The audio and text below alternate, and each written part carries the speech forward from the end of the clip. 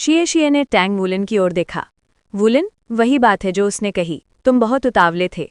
मैं कोई ऐसा इंसान नहीं जिसे तुम यूं ही उठा लो। पता नहीं तुम्हारा स्वभाव कैसा है, लेकिन मैं चुपचाप सहने वालों में से नहीं हूं। टैंग वुलन ने पूरी सिंसेरिटी के साथ गो यूए से कहा। हम पहली बार उड़ने वाले सोल मास्टर्स का सामना कर रहे थे, इसलिए मैं सच में आवेग में आ गया था, माफ करना। शिए हैरान होकर बोला, अरे तुम्हारा स्वभाव आज कुछ ज्यादा ही अच्छा लग रहा है। वो तुम्हारी डांट लगा रही है और तुम इतनी आसानी से माफी भी मांग लेते हो। गु यूए हंस पड़ी। हमारे बीच दूरी डालने की कोशिश बेकार है। छोटी गलती हो तो स्वीकार करो और सुधारो, बड़ी गलती हो तब भी शिष्टाचार बनाए रखो। क्या सब तुम्हारी तरह छोटे मन वाले हैं? वुलन, आज रात में तुम्हें पहले विंडो में खाने पर ले चलूंगी, लेकिन सिर्फ एक ही खाना। टैंग वुलन मुस्कुराया। ठीक है, मक्खी भी हो तो आखिर मांस ही है। चलो, मुझे तो वैसे भी भूख लगी है। ये यिंगरोंग ने तीनों को डाइनिंग हॉल की ओर जाते देखा और वो स्तब्ध रह गई। उसकी असाधारण संयम शक्ति भी उस क्षण उसके मुंह के कोने को भड़कने से नहीं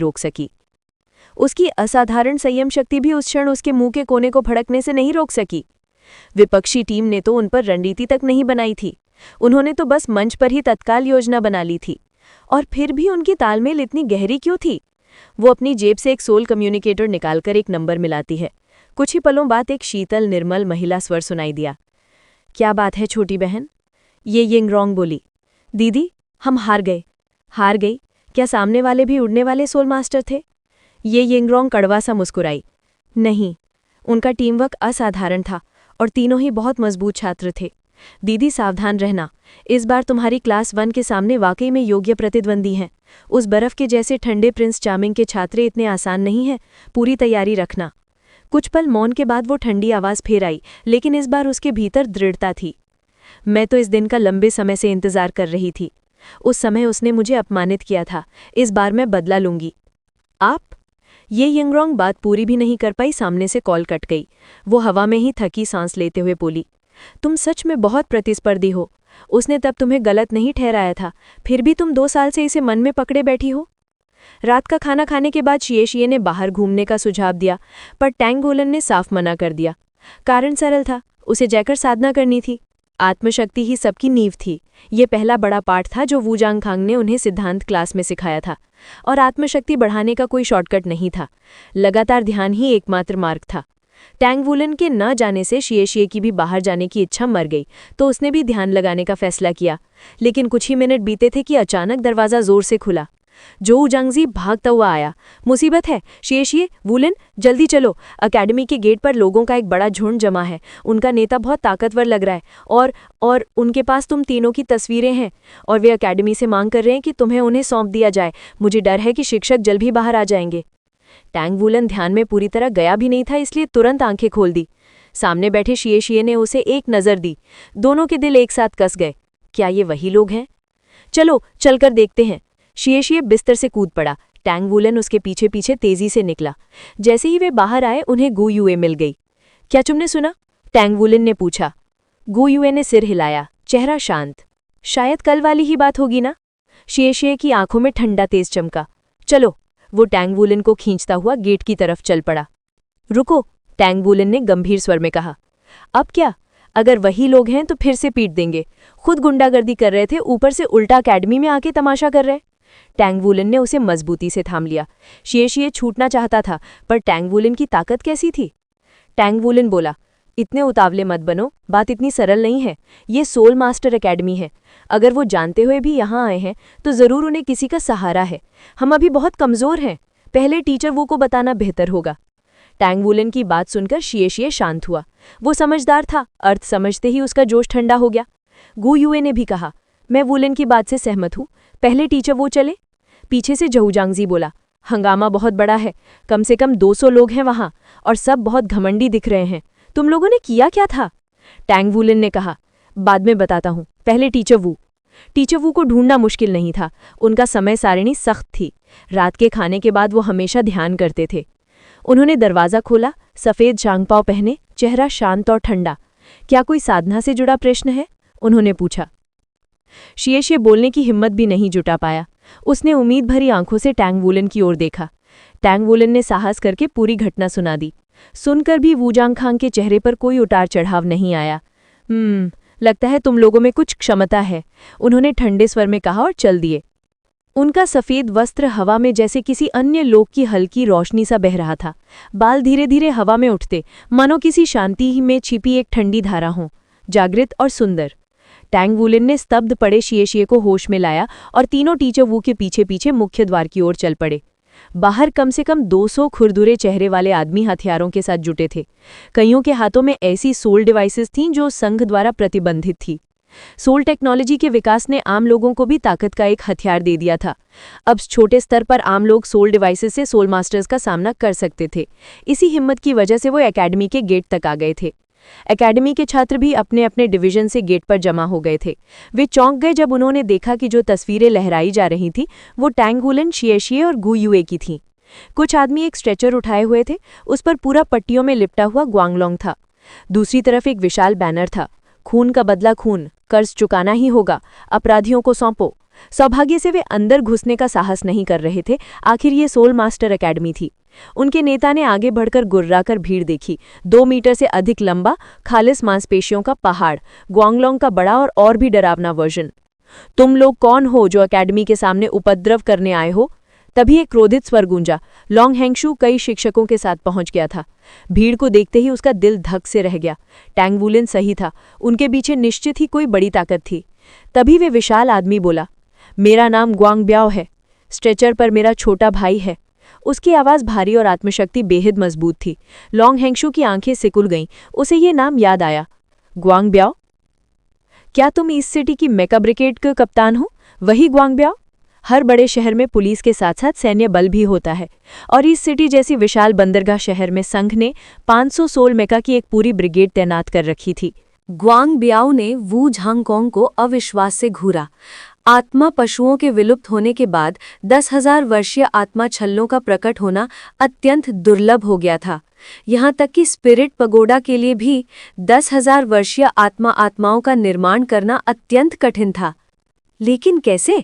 उसके पास 10,000 वर्षीय आत्मा छल्ले कैसे हो सकते हैं? उसकी वास्तविक पहचान क्या है?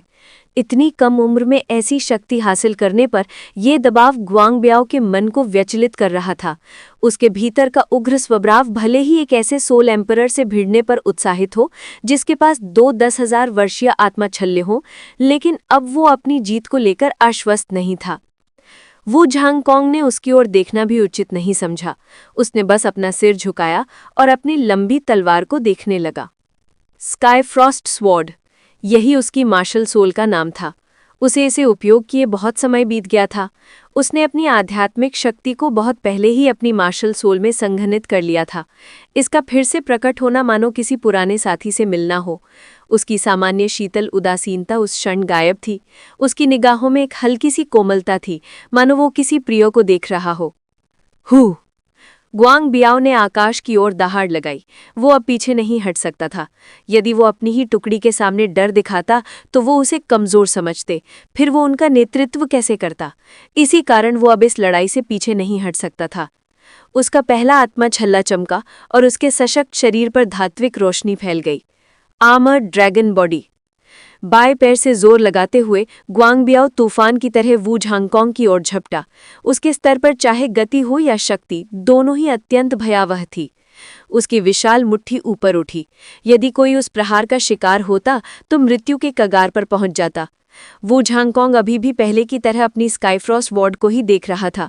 दहाड़ते आर्मर्ड ड्रैगन की मुट्ठी घूमते तूफान जैसी थी, लेकिन उस क्षण कुछ भी ग्वांग ब्याओ की मानसिक अवस्था को व्यचलित नहीं कर सका। टीचर सावधान! तांग वुलिन ने दूर से पुकारा। उसी समय वू झांगकोंग हिला। उसने अपना दाहिना हाथ घुमाया और एक ही क्षण में उसकी तलवार के 6 आत्मा छल्ले लुप्त हो गए। तलवार की नोक को हल्के से ऊपर उठाते हुए उसने पर्वत सरीखी मुट्ठी का सामना किया। टन टन टन टन टन, एक के बाद एक तीखी भंगुर ध्वनियां गूंज उठी। पहली ध्वनि के साथ ही अत्याचारी ड्रैगन सी शक्ति वाला ग्वांग ब्याओ थम गया। अगली कुछ ध्वनियां दरअसल उसके शल्कों के टूटकर उड़ने की थी। अंत में इतने शक्तिशाली शरीर के बावजूद उसे पीछे हटना पड़ा। वो प्रतिकार करना चाहता था, अपनी आत्मा शक्ति उफान पर पहुंचाना चाहता था, लेकिन जैसे ही स्काईफ्रॉस्ट स्वॉर्ड ने उसकी मुट्ठी छुई, ठंडी तलवार ऊर्जा उसके शरीर में नसों के साथ बहती चली गई। उसे अपनी सारी आत्मा शक्ति उसी ऊर्जा को रोकने पर केंद्रित करनी पड़ी। ऐसी स्थिति में वो आत्मा कौशल कैसे उपयोग कर सकता था? 7 कुरकुरी ध्वनियां, और वो 7 कदम पीछे हट चुका था। फिर भी ऐसा लग रहा था कि वू झांगकोंग ने सिर्फ एक ही तलवार वार किया था। टक्कर के उस क्षण एक नीली किरण वू झांगकोंग के शरीर से फूटी। उसका प्रभावशाली आभामंडल अचानक और भी घना हो गया। उसकी गहरी हरी आंखें बैंगनी रंग में परिवर्तित हो गई और उसकी पुतलियों से बैंगनी प्रकाश फूटा जब उसने अपनी तलवार आगे बढ़ाई। ये गति इतनी सरल थी कि इससे सरल कोई गति नहीं हो सकती। शुरुआत से अंत तक उसकी निगाहें तलवार से नहीं हटी थी, लेकिन जैसे ही उसकी तलवार बढ़ी, ग्वांगबियाओ को लगा जैसे उसके भीतर कुछ जल उठा हो। अत्यधिक ठंडी तलवार ऊर्जा एक एक करके फट गई। उसकी चेतना सुस्त होने लगी, रक्त जम गया। जिस प्रभावशाली मार्शल सोल पर उसने अपना पूरा जीवन बनाया था, वो उसे बचाने में असफल रहा, मानो आर्मर्ड ड्रैगन ने उसे छोड़ दिया हो। तभी ग्वांगबियाओ का बैंगनी सांप आत्मा सक्रिय हुआ। उसका शरीर फैल गया, चांदी के शल को भराए और उसकी पूंछ वू झांगकोंग की ओर लपकी। अपने स्वामी को बचाने के लिए वो आक्रमण करने को विवश था। दर्शक स्तब्ध रह गए। वू झांगकोंग ने बचने का प्रयास तक नहीं किया। हाँ, वो हल्का भी नहीं हिला। उसके चारों ओर की नीली आभा और भी उज्जवल हो उठी थी। उन बैंगनी आंखों की चमक तीव्र होती गई। उसे देखकर ऐसा लग रहा था कि वो स्वयं तलवार बन गया है, वही रूप, वही धार जो स्काईफ्रॉस्ट स्वॉर्ड में थी। सांप की पूंछ उसी तलवार जैसे रूप की नोक से टकराई। बैंगनी प्रकाश की एक लहर और वो साफ तरीके से काट ली गई। आत्मा एक दर्दनाक चीख के साथ मध्यम हो गई। तभी स्काईफ्रॉस्ट स्वॉर्ड ग्वांगबियाओ की आंखों के सामने पहुंच गई। ग्वांगबियाओ ने दांत पींच लिए। वो अब अपने मार्शल सोल की शक्ति का प्रयोग नहीं कर पा रहा था। वो झांगकोंग की अत्यधिक ठंडी तलवार ऊर्जा ने उसका संबंध पूरी तरह काट दिया था। सुस्त सा वो सोच रहा था कि वो क्या करे। अंत में वो बस अपने हाथ आगे बढ़ा सका, उनमें सारी आत्मा शक्ति केंद्रित करते हुए। नीली रोशनी उसके ठीक सामने रुक गई। वो ग्वांगबियाओ की नाक से कुछ ही दूरी पर थी। तलवार से निकलती ठंड ने ऐसा जाल रचा मानो मृत्यु का आवाहन उसे हर तरफ से छू रहा हो। उसके दोनों हथेलियां पहले ही भेद दी गई थी और स्काईफ्रॉस्ट स्वॉर्ड जैसी हल्की नीली हो चुकी थी। तुम्हारी आंखें, तुम उस जगह के हो, ग्वांगबियाओ भय और ठंड से कांपती आवाज में बड़बड़ाया। वू झांगकोंग ने शीतल भाव से कहा, मुझे वहां से मेरे स्वभाव के कारण निष्कासित किया गया था, इसीलिए दोबारा मेरे सामने मत आना। नीली रोशनी विलीन हो गई, मानो वू झांगकोंग के भीतर वापस समा गई हो। स्काईफ्रॉस्ट स्वॉर्ड भी उसी क्षण गायब हो गई। वो मुड़कर ईस्ट सी अकेडमी की ओर चल पड़ा। जो ठंडी ऊर्जा ग्वांगबियाओ के भीतर घुस गई थी, वो सब वापस खींचकर वू झांगकोंग के पास लौट आई। सफेद वस्त्र, नीली तलवार, आकाश जैसी ठंडक। वू झांगकोंग। और हाँ, उसका नाम ग्वांगबियाओ है। दूसरे अक्षर बियाओ का अर्थ है तेज, चक्रवात या बवंडर। इसीलिए लेखक का ये खेल उसी अर्थ से जुड़ा हुआ है। एक मेगा ब्रिगेड मास्टर रेजिमेंट स्तर की इकाई होती थी और ये स्तर ईस्ट सी सिटी के मुख्य कार्यकारी से बस एक स्तर नीचे था। साथ ही इन दोनों पदों के बीच कोई अधीनता का संबंध नहीं था। जब लॉन्ग हेंगशू ने देखा कि ये विशाल स्थिर चित्त व्यक्ति ग्वांगबियाओ है, तो उनका चेहरा तुरंत बदल गया। भले ही ईस्ट सी सिटी का मुख्य कार्यकारी खुद वहां मौजूद होता, वो भी ग्वांगबियाओ को आदेश देने की क्षमता नहीं रखता था। मैं यहाँ मेगा ब्रिगेड के कप्तान के रूप में नहीं आया हूँ, बल्कि एक बड़े भाई के रूप में आया हूँ, जिसके छोटे भाई को गंभीर रूप से घायल किया गया है। उन दोषियों को बाहर लाओ, ग्वांगबियाओ ने शांत स्वर में आदेश दिया।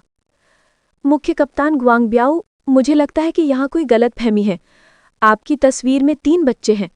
ये कैसे संभव है कि आपके भाई को उन्हीं 3 बच्चों ने इतनी बुरी तरह घायल किया हो?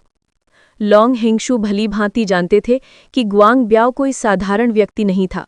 उसके नियंत्रण में एक पूरी मेगा ब्रिगेड थी।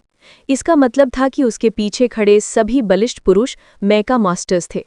यद्यपि आम लोग भी मेगा मास्टर बन सकते थे, पर यह बहुत दुर्लभ था। अधिकांश मेगा मास्टर्स सोल मास्टर्स होते थे।